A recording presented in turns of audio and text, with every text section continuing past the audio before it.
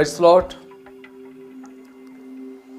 Christ Church Odia online service रे संयुक्त होइतबा समस्तंको पुणी थरे मोर ख्रीष्ट नमस्कार। पिता परमेश्वरंकर असीम कृपा करुणा एवं दया हेतु आज आमने कुशल रछु, किंतु आज अनेक यही दिन ए समय को देखि न पारी ए पृथ्वी विदाय नहीं चल जाइछन्ति प्रेष्ठपर लोक माने, किंतु तुम्हें आ मु आज आमने जीवित अच्छु। तेणु आसु उच्च करताल सह पिता परमेश्वरंकर धन्यवाद करू एवं स्वागत। हालेलुया। आज आम देखिबा आमान निमंते परमेश्वरंकर बाणी कौन जे लिखाई द्वितीय विवरणी तार 8 अध्याय तार 11 पद सीटे प्रकार लिखाई कौन लिखाई सावधान। आज इस प्रकार वाक्य कहूँ सावधान, मु आज तुमको जे जे आज्ञा और विधि और शासन आज्ञा करुअछि ताहा पालन न करी जेपरी तुम्भे सदा प्रभु अपना परमेश्वर को पासरी न जाओ। Praise the Lord. हालेलुया। सावधान। आज आम माने परमेश्वर बाणी गोटे सतर्क बाणी कहूँ सावधान, जे जे आज्ञा विधि और शासन तुम मान को दिया जाइछि से सब पालन करने को जेपरी आगभर हुओ पासरी न जाओ। कारण आज व्यस्त बहुल जुगरे गति करुछु आ मनुष्य एते व्यस्त निजर कार्य को नहीं, निजर लाइफ को नहीं, निजर फैमिली को नहीं, निजर जॉब को नहीं बुझाई हेब ना। एते व्यस्त आज मनुष्य ये व्यस्तता मध्य अनेक गुड़िया विषय को से भूली मध्य जाउछि, भूल मध्य कर दउछि, भूली तो जाउछि भूल मध्य कर दउछि आज मनुष्य। बा कहबा कोले सबु विषय मन रखिबाटा संभवपर हो पारु नाही आज मनुष्य। तेणु आजिकाली मनुष्य माने कौन करुछंती मने पकाइया पाई अलार्म सिस्टम बा टाइमर व्यवहार करुछंती, जेपरि कि निजर कार्य निजर दायित्व को पासरी न हुए बोलिके एथिपाई सतर्क घंटीर व्यवहार करुछंती आज मनुष्य माने माने। गोटे एग्जांपल देबाक चाहे उदाहरणतः सकाळे 4टारे उठिबा को हेबो, काले निद न भांगिबो सकाळे। तेणु मनुष्य कौन करे वाच रे अलार्म देकी सोउछि एवं ठीक 4टारे अलार्म बाजी उठे एवं आम निद भांगी जाए एवं आम उठू ठीक सेहीपरि परमेश्वर आज्ञा विधि समस्त को भूली न जाओ और पाप न करो। बुझिपारछंती परमेश्वर आज्ञा विधि समस्त को भूली न जाओ एवं पाप न करू एथिपाई अलार्म बा सतर्क घंटी व्यवहार करिबा दरकार। सतर्क घंटी व्यवहार करिबा दरकार। बाइबल स्पष्ट कहे सावधान, तुम्हें माने जेपरि परमेश्वर को आज्ञा और विधि को पासरी न जाओ न पासरो। गीत संहिता 19 अध्याय 17 पदरे स्पष्ट लिखा अछि जो गोष्ठी परमेश्वर को पासरती से समस्ते पाताल को चली जिवे। कोड चली जिवे पाताल को चली जिवे। तेणु आपण मानू सचेतन कराइबा उद्देश्य रे, सतर्क कराइबा उद्देश्य रे, आपण मान जीवन को रक्षा करने उद्देश्य रे नहीं किछि वाक्य आपण मान सम्मुख रे मो उपस्थापन करने को जाऊँगी। कारण जो मान को जीवन परमेश्वर वाक्य प्रति कम और जगतर विषय वस्तु पर अधिक आग्रह लालायत से मानकर अंत अत्यंत दुखपूर्ण। आसतु परमेश्वर वाक्य आड़ को आपको नहीं जावाक चाहे। जब लिखाई लूक 17 अध्याय 32 पदरे कौन लिखाई लौटंकर स्त्री कथा को स्मरण कर मन पकाओ। लिखाई परमेश्वर विधि न मानू से लवण स्तंभ पलटि गले। जहाँ लिखाई आदि पुस्तक 19 अध्याय 26 पदरे लौटंक स्त्री पछाड़ को अनाइबारू से लवण स्तंभ हो गला। जदि आपण माने आदि पुस्तक 19 अध्याय को एक पदरू पढ़ी पढ़ी की जीव ताले क्लियरली बुझी पारिबो। सेठी ए प्रकार लिखाई लोट और तांको स्त्री एवं तांको दुई झियो सदम नगर रे बास करुथिले एवं सदम और गमरा दुईटी नगर अतिशय दौरात्मरे परिपूर्ण थिला बाहेला। तेणु परमेश्वर सदम और गमरा नगर को अग्नि और गंधक ध्वंस करने को चाहिए। सेतेबेले सदम नगर रे लौट एवं ता परिवार बास करुथिले। तेणु परमेश्वर अपना दूत पठाई लौट को कहले।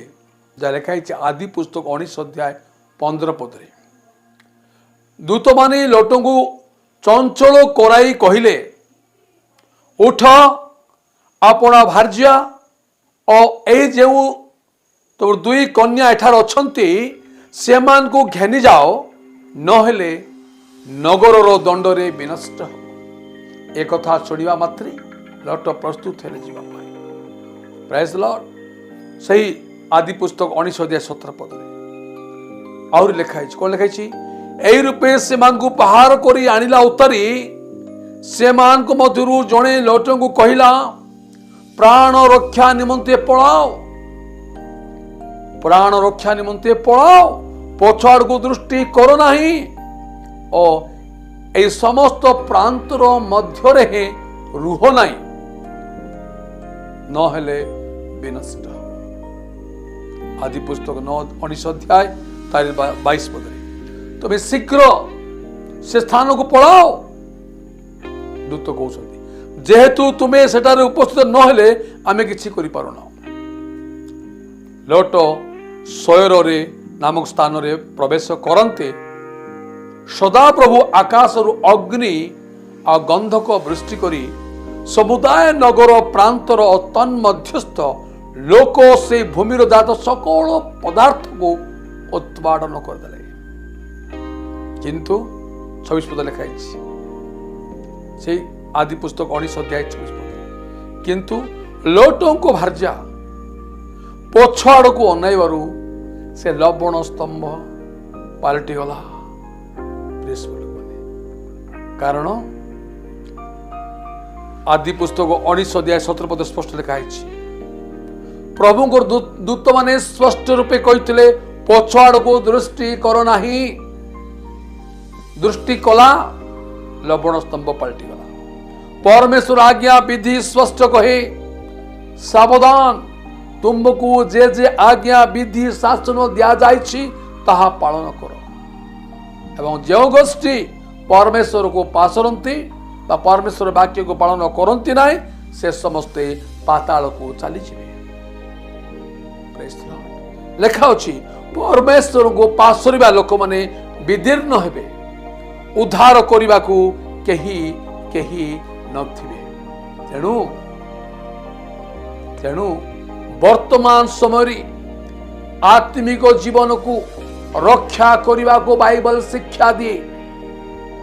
तेणु आम अक्लांत परिश्रम करी आपण मान निकट रे जीवंत वाक्य को परमेश्वर आज्ञा विधि और शासन को उपस्थापन करुचु प्रिय लोक माने। जहाँ लिखाई आदि पुस्तक 19 अध्याय 17 पदरे आमे देखिलु दूत लोच तांको स्त्री और तांको कन्या मन कहउछंती प्राण रक्षा करिबा निमंते पळाओ पछ आड़को दृष्टि कर नाही एई समस्त प्रांतर मध्यरे हे रुह नाही। एटारे तीनोटी विषय प्रति सतर्क हेबा पाई कुआ जाए बा बाइबल कुहे प्रिय लोक माने प्रथम स्टेप प्राण रक्षा करने निमंते पळाओ। द्वितीय विषय दृष्टि पछ आड़कू कर नाही। तृतीय रुह नाही ए समस्त प्रांतर मध्य रुह नाही। ए विषय को नहीं वर्तमान समय लोक मान को आत्मिक जीवन को रक्षा करने को बाइबल शिक्षा दिए। प्रथम गोटी पळाओ केतरा जगार सामना कर हारी जाए पलैबार अच्छे। प्रथम करंथियो तार 6 अध्याय 18 पद बेविचार ठारू पलायन कर बेविचार ठारू पलायन कर ताहाको तुमने सामना करी जयलाभ करि पारिबो नाही। पलायन करबार अछि गोटे एग्जांपल देबाक चाहे आदि पुस्तक जदि 39 अध्याय रु 1 पदर पाठ करिक जीव सिठी गोटे विषय को देखिबो जोसेफ को विषय देखिबो। जोसेफ सेते बळे अपना भाई मान को द्वारा बिक्री हुई मिस्र को आसी मिस्र रो 44 नामक रक्षक सेनापति घरे कृतदास हिसाब रे रही तांको समस्त कार्य करुथिले। एई पर समय कथा praise the Lord hallelujah hallelujah. आदि पुस्तक 39 तार 7 पदरे दिने तांको प्रभुंकर भार्या जोसेफ उपरे खराब दृष्टि पकाइबा को लागिला। जोसेफ कहला तुम भी मो संगे आज शयन कर। मात्र जोसेफ अस्वीकार करी अपना प्रभुर भार्या को कहले देखो ए गृहरे मो जिमारे जहा अछि मो प्रभु तोर तत्व नियंती नाय से मो हस्तरे अपना सर्वस्व समर्पण करिसंती। ए गृहरे मो ठारू बड़ केही नाहंती। तुम भी मोर प्रभुंकर भार्या ए निमंते केवल तुम्भ छड़ा मो प्रति आउ किछि मना नाही। येहेतु मु कि रूपे एते बड़ दुष्टता और परमेश्वर विरुद्ध रे पाप करि पारे। Praise the Lord hallelujah. से आदि पुस्तक 39:12 रखंश रे पाठ करिवो से लिखाई छी जोसेफ तांक हस्तरे अपना वस्त्र छाड़ी बाहर को पळाई गले कारण ता प्रभुंकर भार्या तांको जबरदस्ती करथले। से सिटी रही प्रतिरोध न करी सेठारु पलायन कले। बाइबल स्पष्ट है जोसेफ पलायन कले। जोसेफ को विषय पाठ करिवो जोसेफ को विषय पर लिखाई जे परमेश्वर जोसेफ को सहवर्ती थिले। से चाहिए प्रतिरोध करि पारथांते किंतु केतरा विषय रे पलायन करने को निहाती आवश्यक। प्रेज द लॉर्ड तेणु जोसेफ पलायन कले। आम कौन शिक्षा दे मिलुछि प्रथम करंथियो 6:18 पदरे व्यभिचार ठारू पलायन करो। मनुष्य अन्य जेकोसी पाप करे ता शरीर बहिर्भूत किंतु जे व्यभिचार करे से अपना निज शरीर विरुद्ध रे पाप करे। तेणु यह होची सतर्कवाणी परमेश्वर सावधान यहाँ को न पासर जेकोसी गोष्ठी पासरती से गोष्ठी पाताल को चली जिवे। जेकोसी व्यक्ति यहाँ को पासरे से पाताल को चली जीव। बाइबल स्पष्ट कहछि व्यभिचार ठारू पलायन करो। Praise the Lord. तो हम कोन देखथलु प्राण रक्षा निमंते पलाओ तापरे दृष्टि पछ आड़ को करो नहीं। आज परमेश्वर जीवंत वाक्य आमको अनेक विषय न करने आज्ञा दे थाए। आपण देखिए यात्रा पुस्तक 20 अध्याय 4 पद जो आपण पाठ करेंगे से स्पष्ट जानवे परमेश्वर केतना विषय को न करने आदेश देते। कौन लिखाई तुम्भे अपना निमंते कौन सी खदित प्रतिमा निर्माण करिब नाही कि उपरित स्वर्गर के निचस्थ पृथ्वी कि पृथ्वीर निचस्थ जल थिबा कौन सी वस्तुर प्रतिमूर्ति निर्माण करिब नाही प्रणाम करिब नाही नरहत्या करो नाही व्यभिचार करो नाही चोरी करो नाही अपना प्रतिवासी विरुद्ध मिथ्या साक्ष्य दियो नाही। एपर अनेक विषय अच्छी प्रेज द लॉर्ड जोटा कि परमेश्वर वाक्य बारण कर मना कर समस्त विषय को निज जीवन में परीक्षा करवा। हालेलुया। यह हूँ परमेश्वर सतर्क बाणी आम मान जीवन में। थर्ड पॉइंट रुह नहीं समस्त प्रांतर मध्य रुह नहीं। कौ प्रांतर प्रकाशित गीत संहिता 1 अध्याय 1 पदे कौन लिखाई दाऊद लिखुंट जो जन दुष्ट मान मंत्रणा चले ना अबा पापी मान मार्ग ठिया हुए ना क्या निंदक मान सभा बस ना अर्थात दुष्ट मान मंत्रणा दुष्ट मान मंत्रणा मध्य रुह ना पापी मान मार्ग रुह ना निंदक मान सभा रुह ना। आज आम निंदक मान सभा अच्छु कि नहीं समीक्षा करना दुष्ट मान मंत्रणा मध्य अच्छु कि नहीं समीक्षा करना। आज आम देखीगलु लटंग स्त्री पलायन कर समय सदाप्रभु वाक्य को आंशिक पालन करने परी अविश्वास हेतु पछकू अनाई अबाध्य होई लवण स्तंभरे परिणत हो गले। आमे कौन सदाप्रभु वाक्य को उचित मते पालन करि थाउ ना लटंक स्त्री भली आंशिक पालन करी अविश्वास करूछु। मार्क 13 अध्याय 13 पद स्पष्ट कहे जे शेष पर्यंत धैर्य धरी रहिबो से ही परित्राण पाइबो। Praise the Lord. हालेलुया।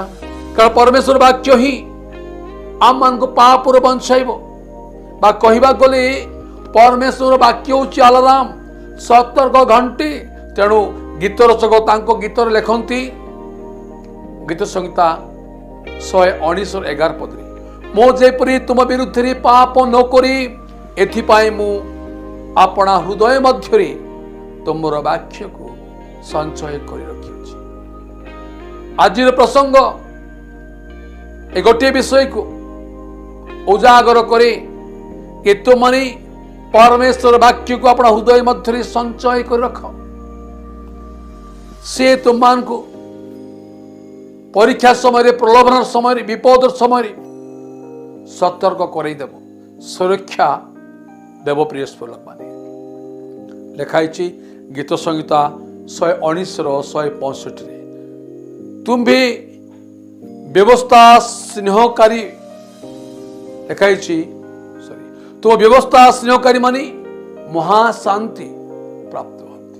कौन लिखाई तुम व्यवस्था स्नेहकारी मानी महाशांति प्राप्त होती। वाक्य को स्मरण रखा द्वारा झुंटिवार कौन सी कारण घटे ना। वाक्य स्पष्ट कहे मार्क 4 अध्याय तार 1 पदर पाठ कर जीव ता जानी पारिबो। हालेलुया। वाक्य स्मरण रखा द्वारा परीक्षा की प्रलोभन पर जयलाभ करी हुए। जौन 6 अध्याय 35 पद स्पष्ट कहूँ वाक्य स्मरण करने द्वारा व्यक्ति कौन हुए क्षुदित तृषित हेब ना। वाक्य स्मरण करने द्वारा व्यक्ति क्षुदित कि तृषित हेब ना। शेष गोटे पद कही आज प्रसंग मैं शेष करवा चाहे।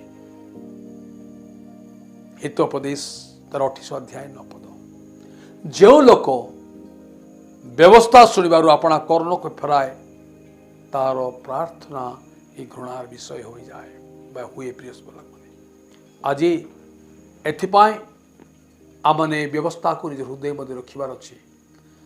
जोसेफ समय धर्मशास्त्र बाइबल नथिला किंतु से परमेश्वर व्यवस्था को निज हृदय मध्य संचय रखिथिबा हेतु व्यभिचार समय पलायन करथिले। से आज आमने मध्य ठीक से परी वाक्य को हृदय संचय करिबा तबे विपद समय दुख समय परीक्षा समय प्रलोभन समय अभाव समय से आम को सतर्क करदेव एवं आम प्राण को बंचेब। Praise the Lord. Hallelujah hallelujah. लेखा अछि कौन लेखाई